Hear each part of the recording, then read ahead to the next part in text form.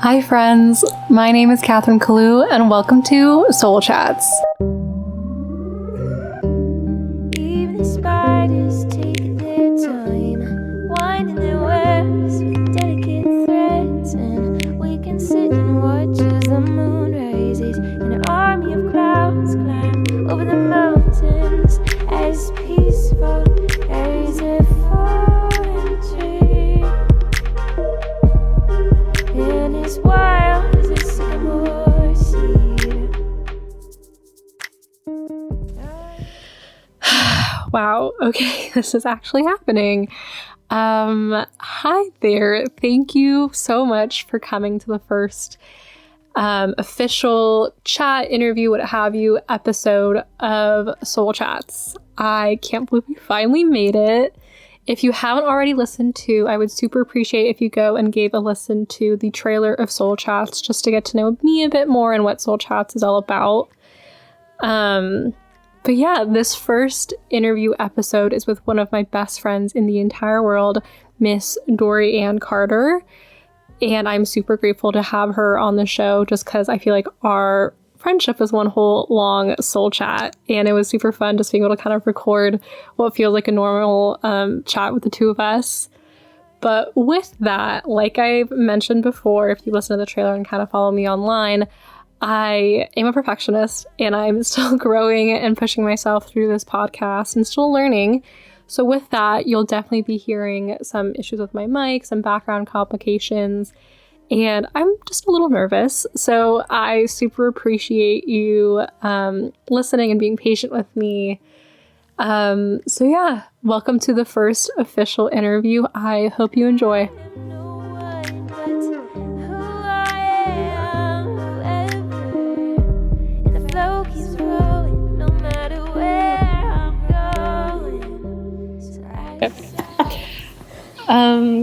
Hi, Dory Ann. Welcome to the show. Hi, thanks for having me. Thank you so much for being on the show and for being my first official guest. I'm so excited. I'm very nervous, very excited, and I wouldn't want anyone else to be my first guest on the show. So honestly, thank you so much for being here and for just supporting me throughout this entire journey. I really appreciate it. Of course. So before we begin, of course, I've got to ask, how is your soul doing? That's a tricky question right now. Yeah. Of course. But overall, I feel like my soul is okay. Could be better, could be worse. How about that?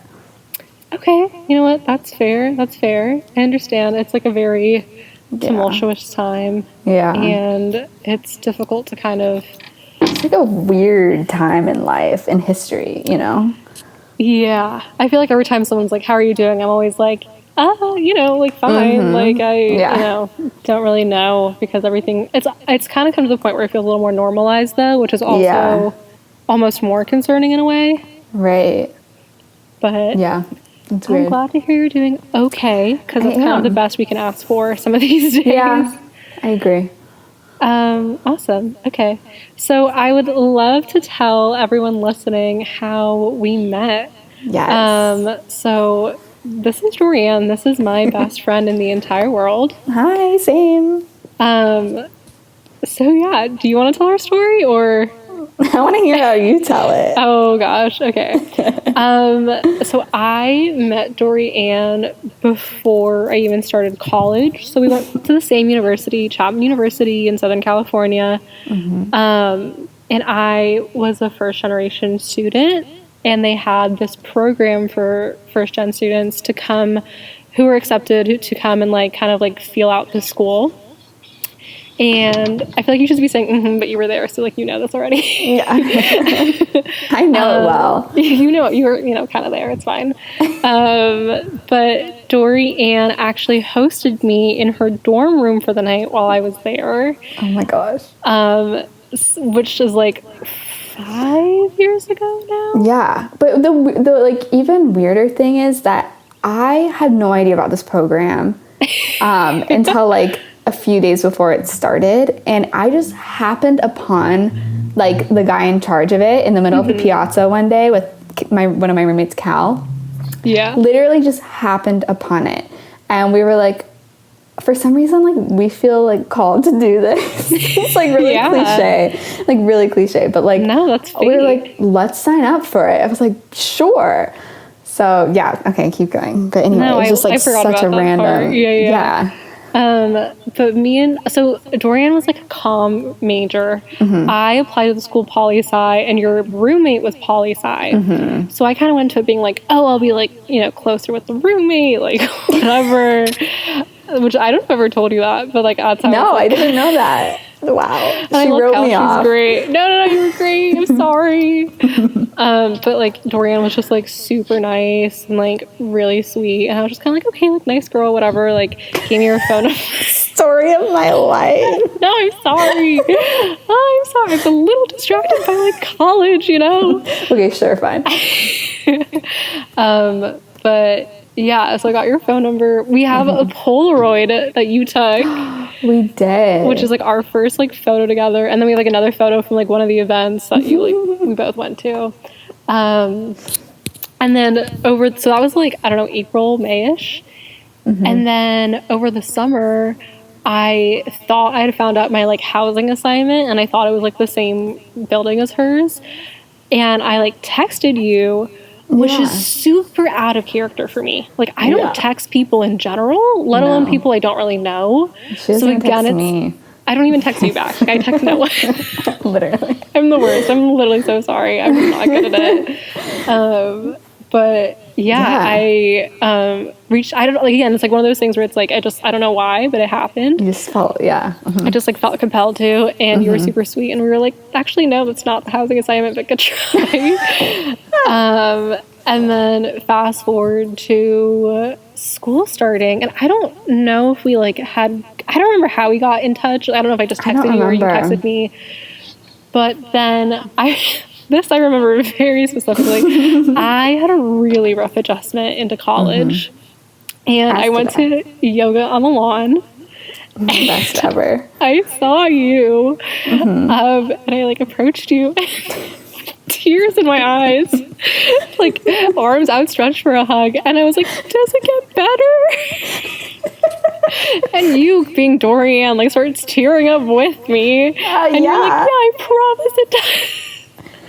And then you got Bruxy with me, which is like this like restaurant by your school. And then you introduced me to I Am That Girl, which like changed my life, obviously. And then it feels like we've been best friends forever. Like, honestly, like it truly, truly does. Like, I don't know what my life was before you. That's like, because I don't remember obviously we stayed in contact after you stayed in my room, but like, I don't remember how much we did, and then it's just like you were there, and then we were just friends. Like, it just like all, it was like we were meant to, like, it truly was like just like such fate, and I'm like so grateful for you and our friendship. A cinematic moment. Yoga on the lawn, crying about our lives. I'll never forget. It was like so beautiful too. Encapsulates us very well. Oh my god, that's literally our like definition.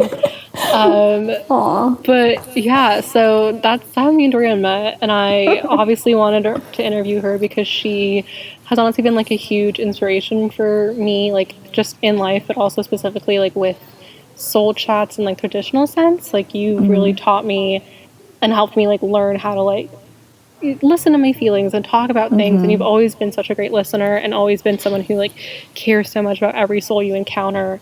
And you obviously like love and adore you, and I'm inspired by you like in literally every facet. Which is why I wanted to interview you. Thank you. Thanks so much for being on the show. Oh my gosh, of course. I'm so excited. Yay. So with that being said, I would love if you want to tell maybe just like a little blurb about yourself, like a little bit of who you are and like your story, just so people can kind of get to know Dorian Carter a bit more. Yeah, for sure. Okay, so I am originally from North Carolina, born and raised, and then I made a decision to go to school in California.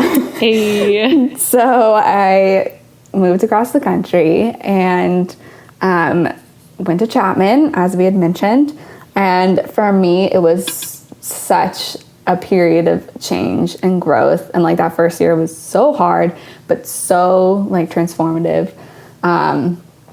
And yeah, I just fell in love with California, and especially Southern California. So I really wanted to stay out here and pursue a career out here. So I graduated a year ago, last May 2019. Wow. Yeah, it's so odd. But then I moved from Orange County to North Hollywood, and I've found a job in Culver City working at a media agency. And I've been there for almost a year now, which is so wild, but I really enjoy it. It's been such a cool learning process. I get to I always wanted to go into the entertainment industry, but this is kind of dabbling in that. And so I've just really, learned so much, and I love the people I work with. So it's been a really, really cool change in my life, and usually I don't like change, so it's saying something. So that's a little bit about me. I also think it's so interesting when you ask someone what their story is and how they answer how they say it. Yeah, just because how I know you too, it's just so interesting seeing how you view yourself from a very I don't know, you know what I mean though? Oh, I was giving the physical things, I am from here and moved here and did this and I am doing this. So there's much more, but I just gave that's some Dorian context. On paper. We'll get into Dorian person just throughout this episode, so that's perfect. Okay. So we've actually done an interview before. So if you listen to the trailer / first episode, you know that this has been over a year in the making. Yeah. And Dorian was my original first interview as well. But that interview was made with bad mics. So round 2, here we go. And at that time, we talked about kind of life changes and how life, there's kind of this expectation of a script. But and that was very at the time you were unemployed and you were I'm gonna send you that episode actually, because I want you to hear. I need to re-listen to it too, because I was just back from abroad, so we were in different headspaces. Totally. But so when I kind of asked you again if you want to do the same thing or something different, it was super cool to kind of see what you want to talk about. So this is exactly what Dorian texted me when I was oh my god, can I read it aloud? Is that okay? Yes. So she goes, okay, so capitalize so Yeah. I was thinking something along the lines of fear of failure / risk because of a desire to not make mistakes / remain air quotes perfect or air quotes correct in the eyes of others and lessen burden. That makes zero sense. Wow, I really was half asleep. Okay, do you want to tell them how you came up with that idea? Well, okay, so I woke up this morning, and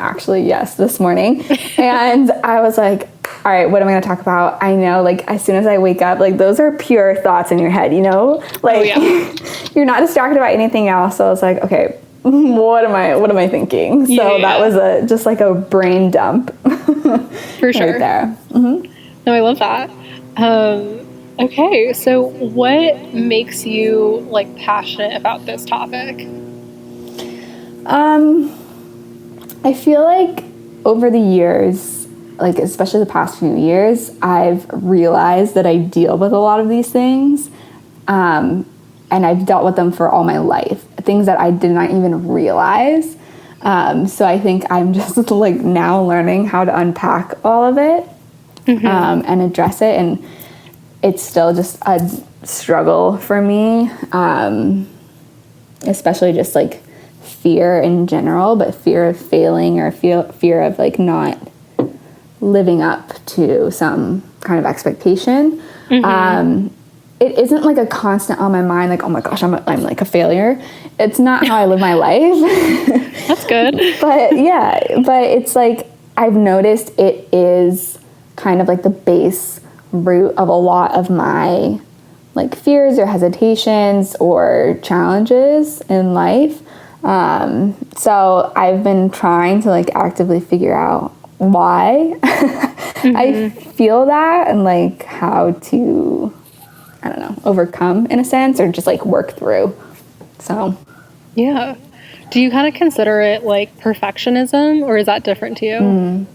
yeah, it's interesting because on like a day-to-day, growing up, I would always consider myself a perfectionist. Like I was always very organized, like responsible, like I did everything to the best of my ability. A true Capricorn, if you will. Wow, it's really jumping out. But that's in terms of like my work or like my school work or whatever. Like that was most of my life. So I'd put everything into that of like doing everything to the best of my ability.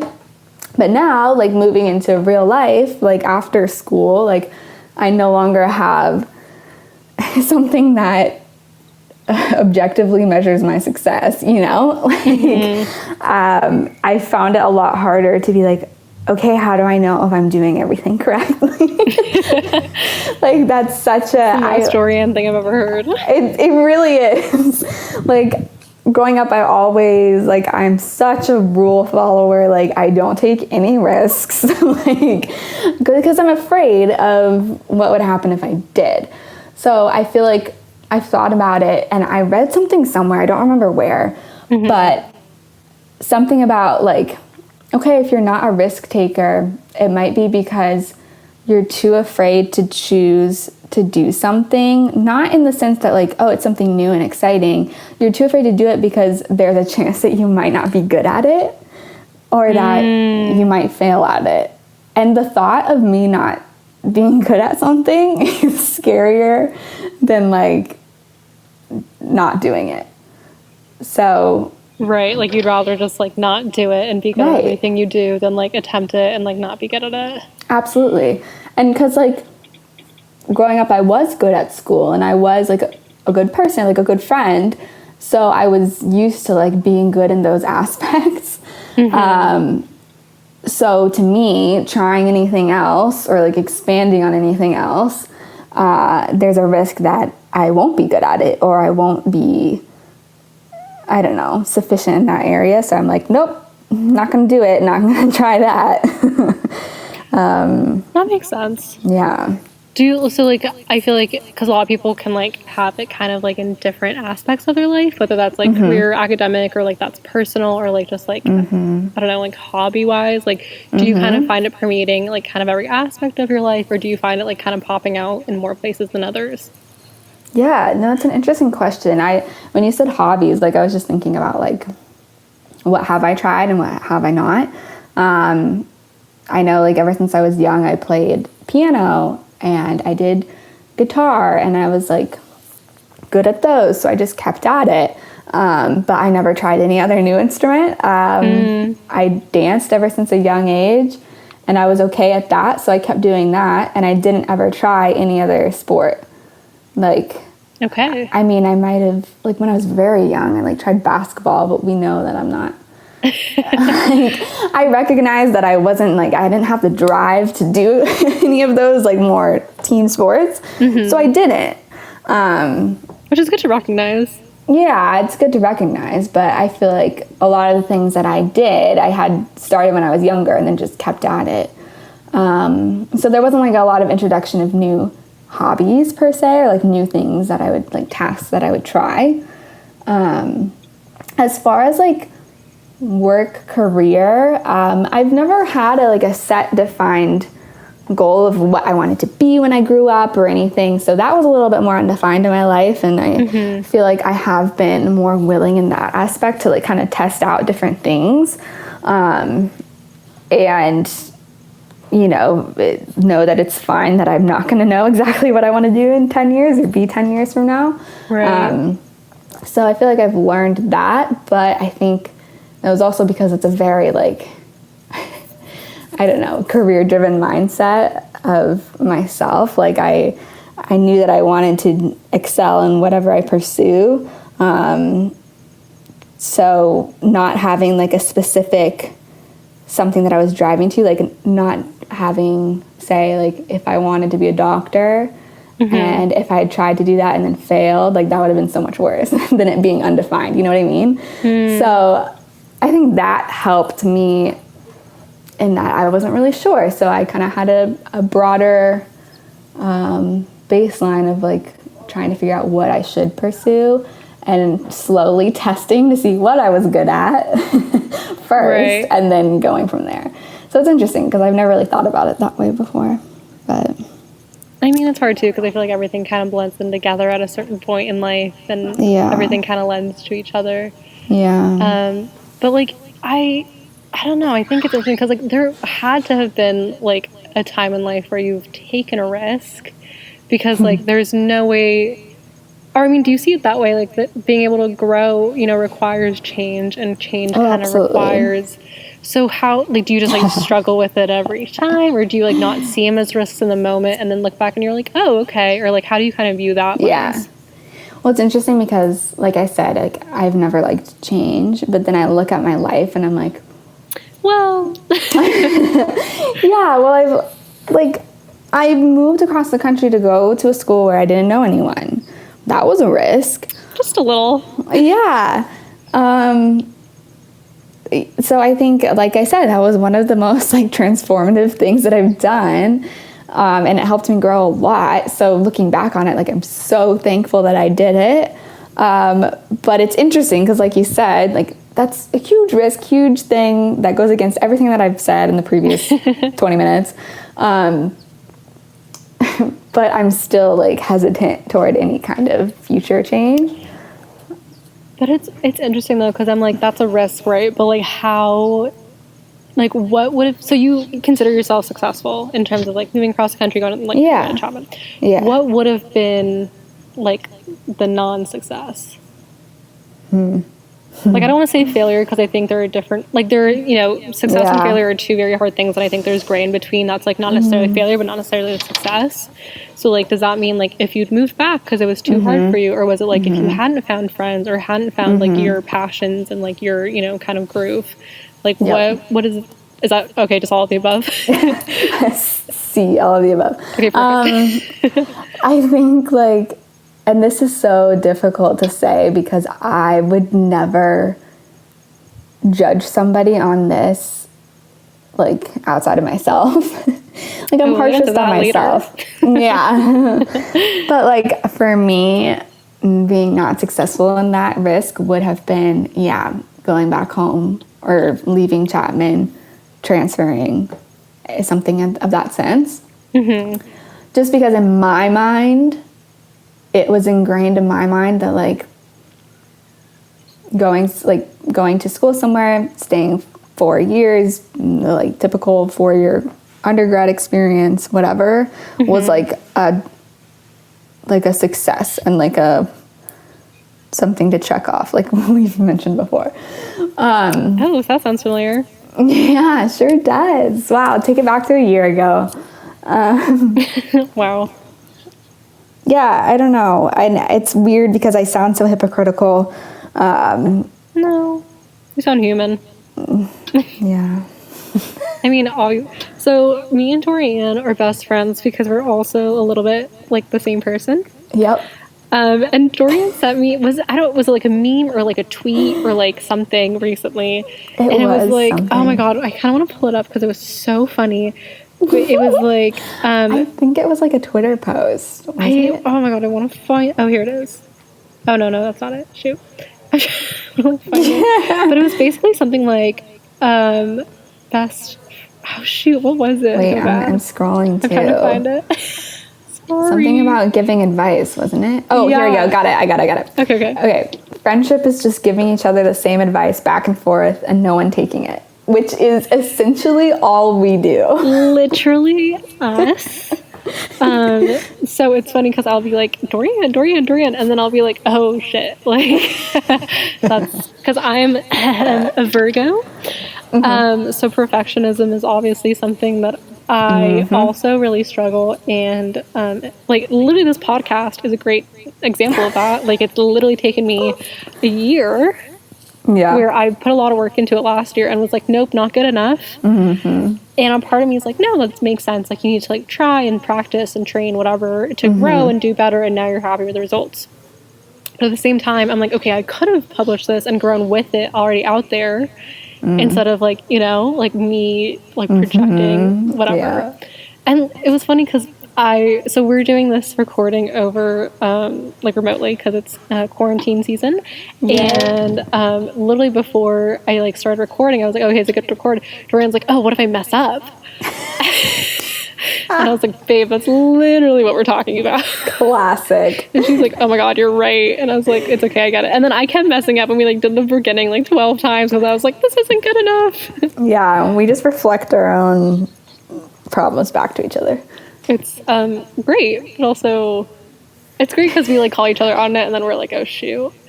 Yeah, it really does help the internal work of like figuring things out when you're able to call it out on somebody else. Oh, 100%. I'm like, oh, Dorian thinks like that. Oh, I think like that. Oh, that's how Dorian should think. Oh, that's how I should think. Yep. But how do you kind of like define, I don't know if the right word is like success or like perfectionism or, Oh gosh. you know, whatever. Like, how do you define that thing you're trying to achieve? Oh man, I've never thought about it that way. Just light, you know, not a soul chat, just like a superficial chat. Oh gosh. How do I define success? Or that's so hard because then it's like, what am I doing? Like, what am I working towards? Did I just do something there? Oh no. Oh my gosh. No, I mean, I feel like some part of it is like feeling content in what I'm doing and feeling proud of myself. Oh, snaps to that. Because a lot of the time I look to others for them to be proud of me. And that's what a lot of my like goals and a lot of what I've done is like to have other people be proud of me, specifically like my family or my parents, just because like I value them so much, and so having them be proud of me is just like one of the greatest feelings. I always wanted to like make my parents proud, and having them be proud of me is like how I would measure my success.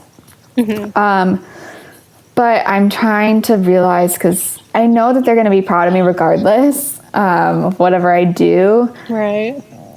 And so even though I know that, it's still like in the back of my mind is something that I like strive for. But I'm wanting to like get better at doing things to make myself proud and figuring out what that looks like, and not trying to get, I don't know if approval would be the right word, but just like having other people, like the confirmation from others. So when you say others, like, do you think of it as like your parents, your family, your, you know, immediate circle, your Instagram followers? Like, what does that mean to, or just like, again, see all of the above? See all of the above. I think, or does it like depend on the situation too? Definitely depends on the situation, but I think like my family, like I guess like my community, like where I come from, like people who I grew up with, who still like follow my life, my friends, now like my coworkers and like I don't know, it's like other people in my life that I know are watching my life because of social media and all that. Social media, we love her. Yeah, I think it gets tricky on that end, just because we're able to see so much of other people's lives that it's so much easier to have an opinion. Yeah. So I think I also get a little bit, I don't know, wary of that. Do you feel like being like a Gen Z / millennial? We're from like the 95 to 2000. We're like, she's 90. Yeah. I'm 96. I'm 98. I'm on the cusp. So we're like the micro generation that like doesn't belong anywhere. Yeah, we just go wherever we see fit.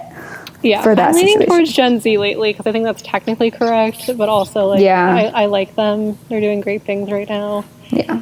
So we'll go with that. Okay, I'll okay. go with them for now.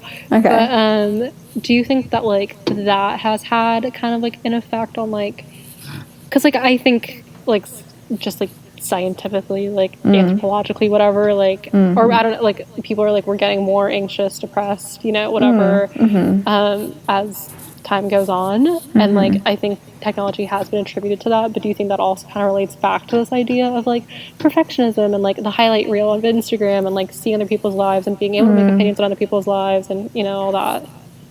Yeah, sure. I feel like it does relate a lot. I think in my personal experience, I fortunately haven't felt, I mean, I feel like, so growing up, like Instagram wasn't introduced until like, I don't know, high school sometime. So I had lived a lot of my childhood without social media and still kind of felt those pressures. Yep. So I feel like my personal like situation with this is not can't be all attributed to social media, but I think it definitely put more pressures on it because as soon as we started to use it to kind of like look into other people's lives, like you said, like have a highlight reel, it definitely we're able to like kind of pick and choose what we show other people of our lives. And we only pick and choose the good parts, because why would you want to pick and choose the not so good parts? Totally.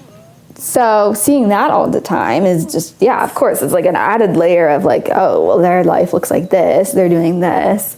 So why doesn't mine look exactly like that?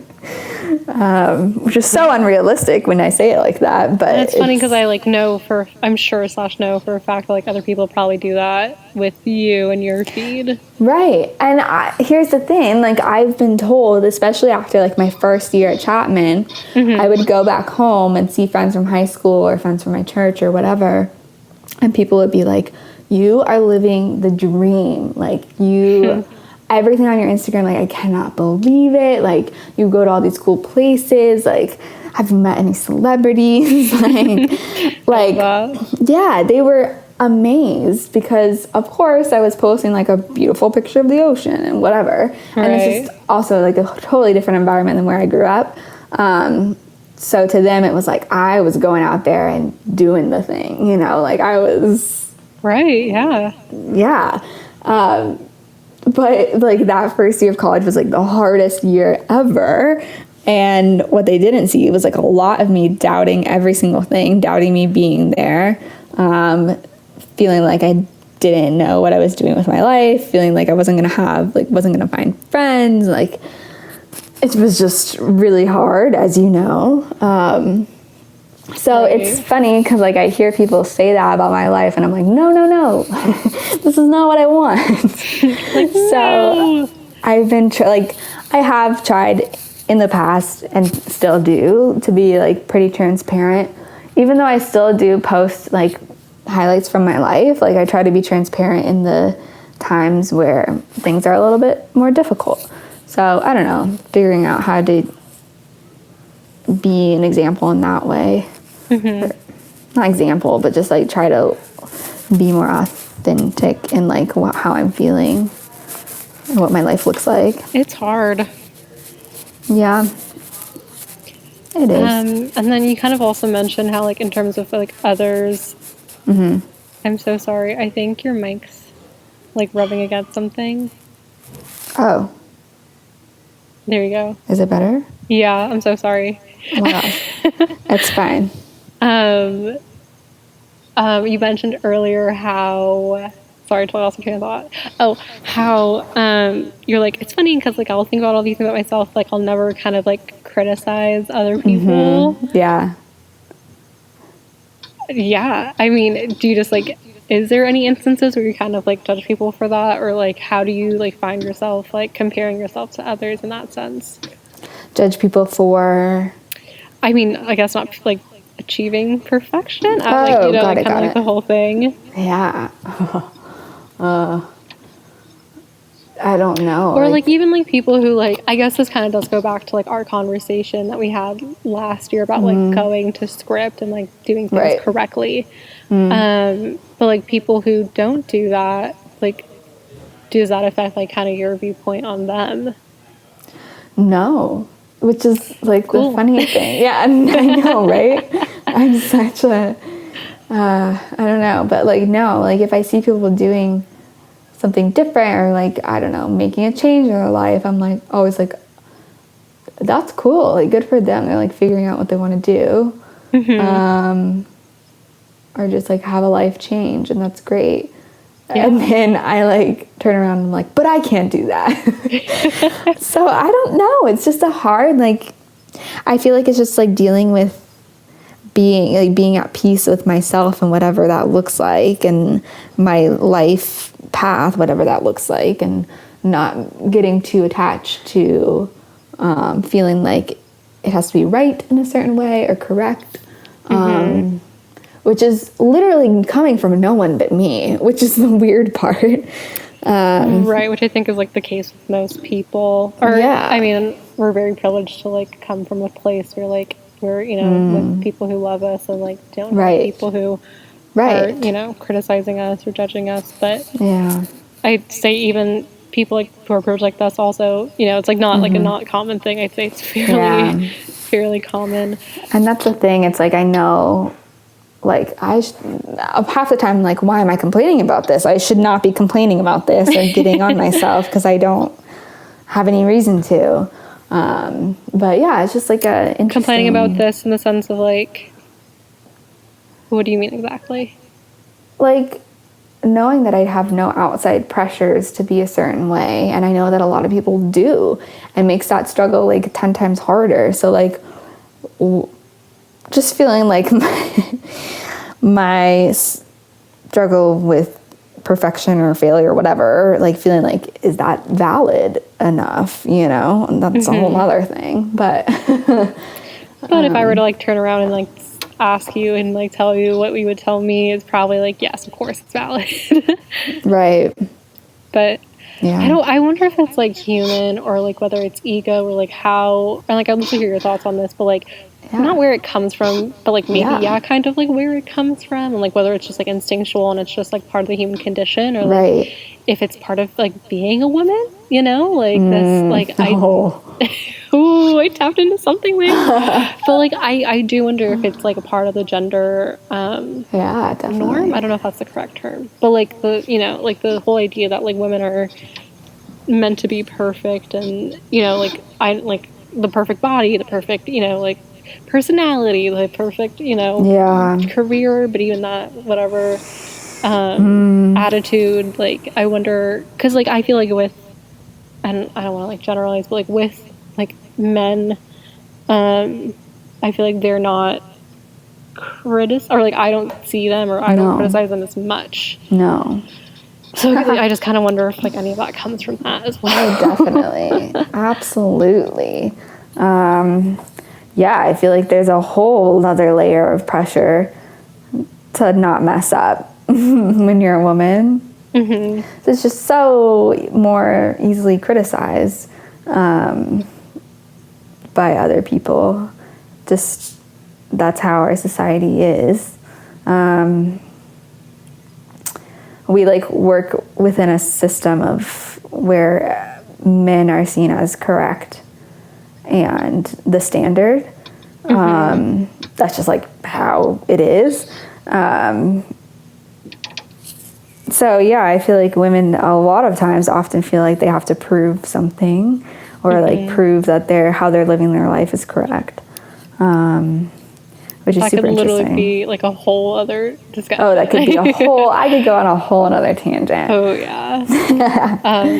But it's hard because I'm like, you like taking a step back sometimes and realizing that you're like, you know, a product of your environment and like our society and all that. And I think that kind of, which kind of leads into my next question of like how you find yourself being kinder to yourself, and like how you've kind of found, because like you recognize this like, you know, thing about yourself, and like it's, you know, maybe not the most positive thing, not the most negative thing. Like, I do think, like, you know, pushing yourself, whatever. Right. But how do you kind of find yourself, like, either talking yourself through it, or, like, what do you do to kind of, like, I don't know if overcome's the right word, but Yeah. you know what I mean? Right. Like, I don't think I'm going to overcome this in a day. What? I know. But I definitely think I've attempted at, like, making it a little easier on myself by really looking at, like, if I'm afraid of a situation because I either don't know or there's a chance for me to, like, mess up. I try to think, like, okay, so, like, what if I do mess up? What is that going to look like? And what's going to be altered? How am I going to feel? Maybe bad. How long is that going to last? Probably not that long. Is it going to screw up my whole life? No. Like, that, well, I mean, some things might, but, like, most things that I'm dealing with aren't. I'm just making them out to be a bigger thing that it needs to be. So I think, like, trying to scale that down in my mind, because my mind likes to get ahead of itself and just totally blow things out of proportion. So, yeah, I think, like, kind of, like, talking to myself and being like, okay, this is what the scenario would be like. You'd still be okay even if this happens. And then what if it did go well? Like, what does that look like? And you'd be okay if that happens.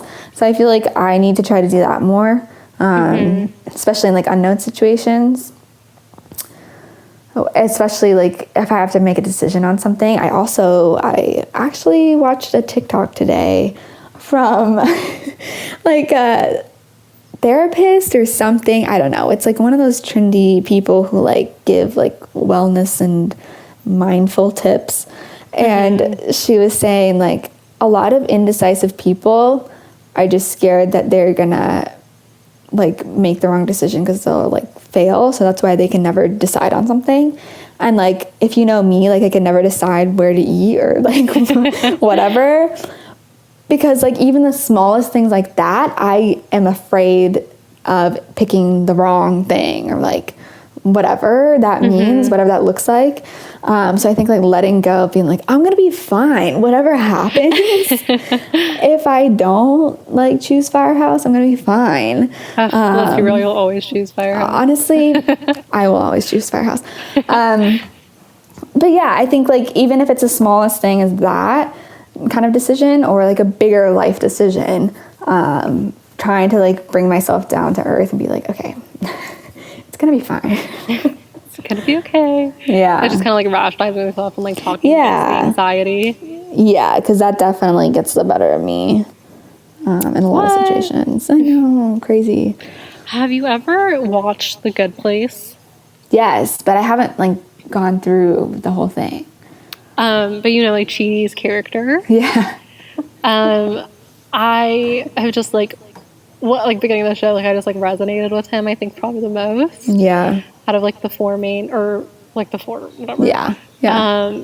And I just thought it was super interesting how, like, his indecision, because I don't know if indecision is always seen as a bad thing necessarily. Like, I think a lot of times it's kind of thought of as, like, accommodating, and, like, it can be annoying, but, like, I think the show did a really great job of showing of, like, how it can lead to kind of, like, it can almost be worse than making a decision sometimes. Right. Which is something that's, like, I've really, like, thought about and sat with. That's interesting.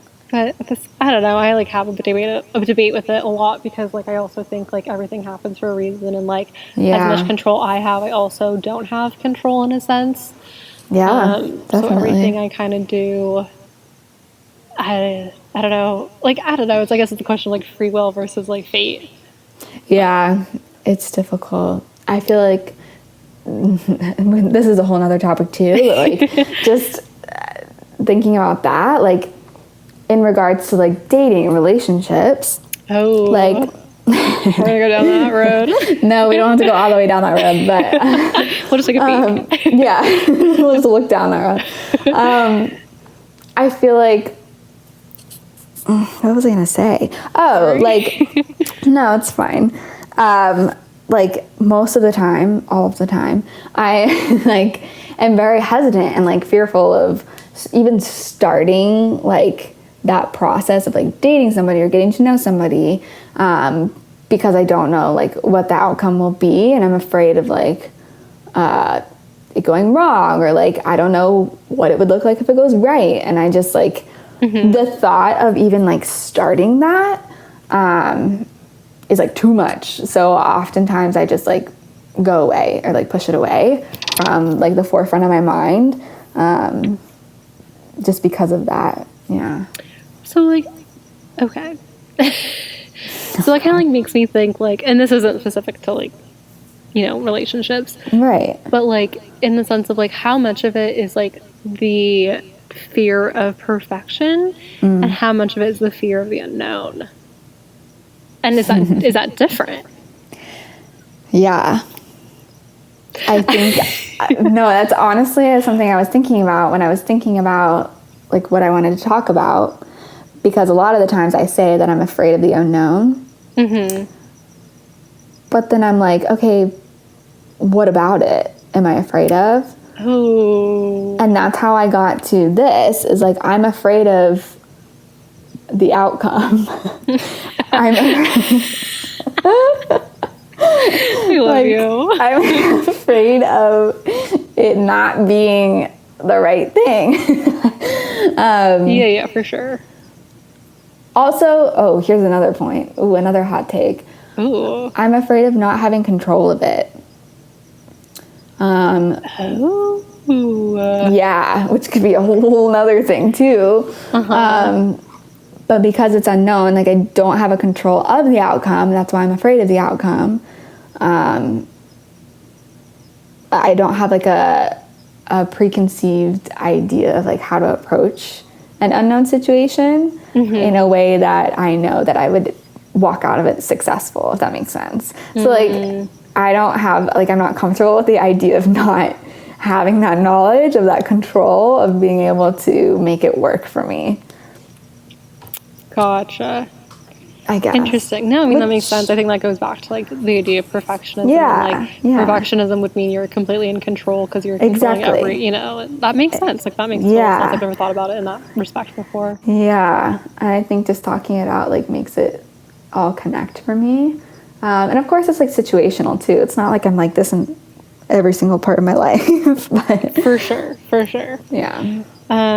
No, I love that. I think it's interesting because like I'll have these like kind of broader like deep or like like deeper like soul chats, and I'll be like, oh yeah, like everything's fine, like you know, like everything's gonna work out. And then it's like when you kind of get in the moments of like Yeah. when you're like in the thick of it and you're like, oh my gosh, it's like kind of like that fear, panic, anxiety when you're like just like tunnel visioned.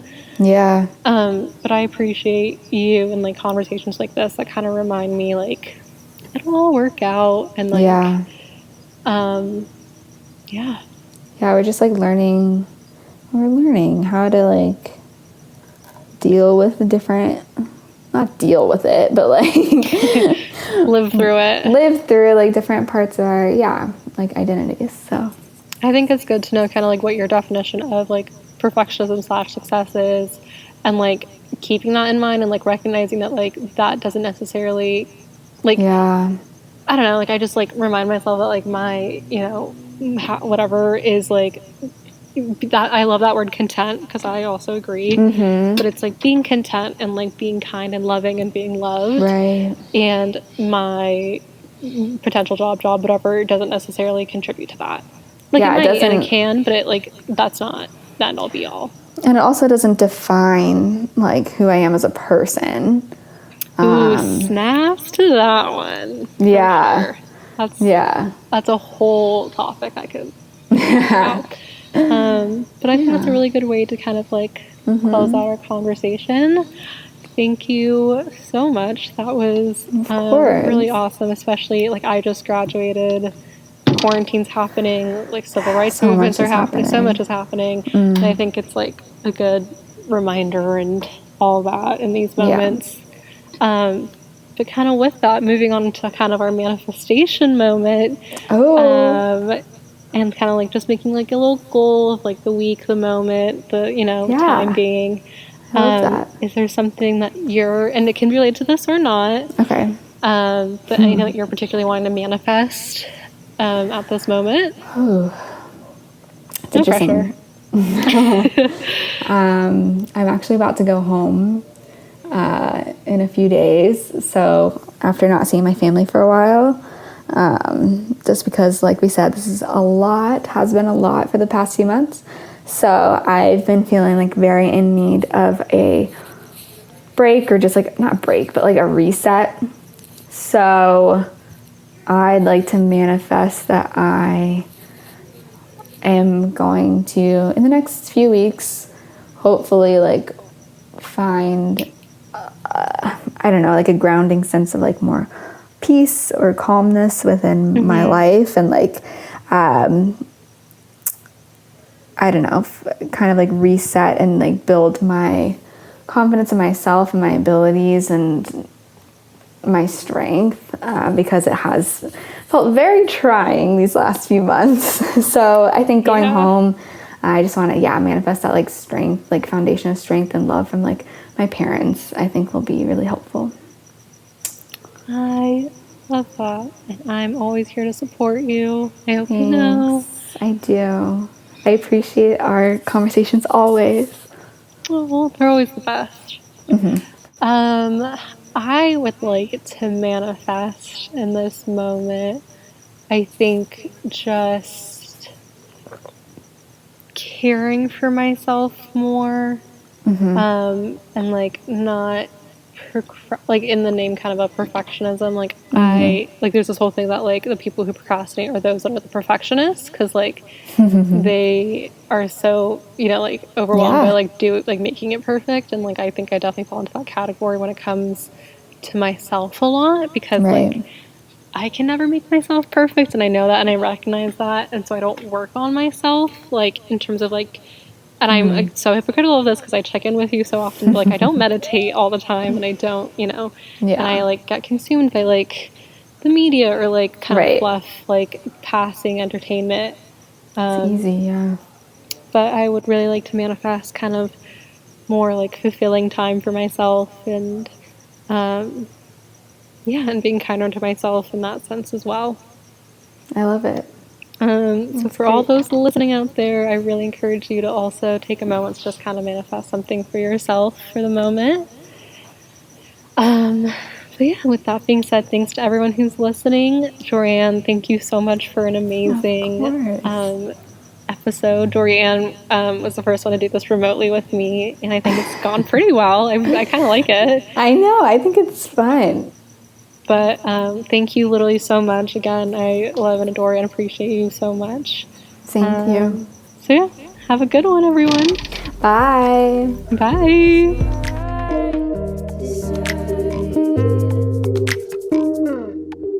I decide to enjoy.